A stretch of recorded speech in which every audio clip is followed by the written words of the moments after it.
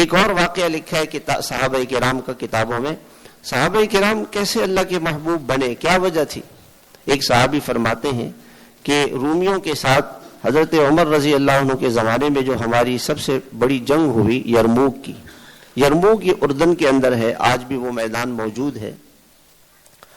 تو اس میدان میں وہ صحابی فرماتے ہیں لڑائی ختم ہو گئی، میرا چچا زاد بھائی بھی میرے ساتھ لڑ رہا تھا اور مجھے پتہ نہیں چلا کہ وہ کہاں ہے، تو میں اس کی تلاش میں نکلا.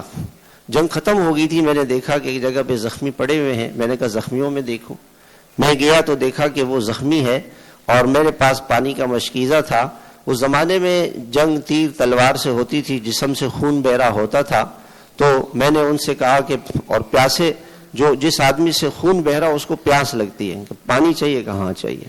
میں نے پانی کا پیالہ مشکیزے سے نکالا، پیالہ بھرا، پانی اس میں بھرا اور اس بھائی کے قریب لے گیا. تو اس کے قریب دوسرا ایک مسلمان زخمی پڑا ہوا تھا، اس نے کہا کہ بھئی مجھے بھی پلانا، مجھے بھی پلا دینا. تو میرے بھائی نے کہا میں نہیں پیوں گا، یہ اب میرا بھائی اس نے آواز دی، اس کو آپ پہلے پلا دیں. وہ کہتے ہیں کہ میں پانی کا پیالہ لے کے دوسرے بھائی کے پاس چلا گیا. اس کے قریب ایک اور زخمی پڑا ہوا تھا، اس نے کہا کہ بھائی مجھے پلا دینا. تو دوسرے بھائی نے بھی کہا کہ میں نہیں پیوں گا، بھائی ان کو پلاؤ. کہتے ہیں میں پانی کا پیالہ لے کے ان کے پاس گیا.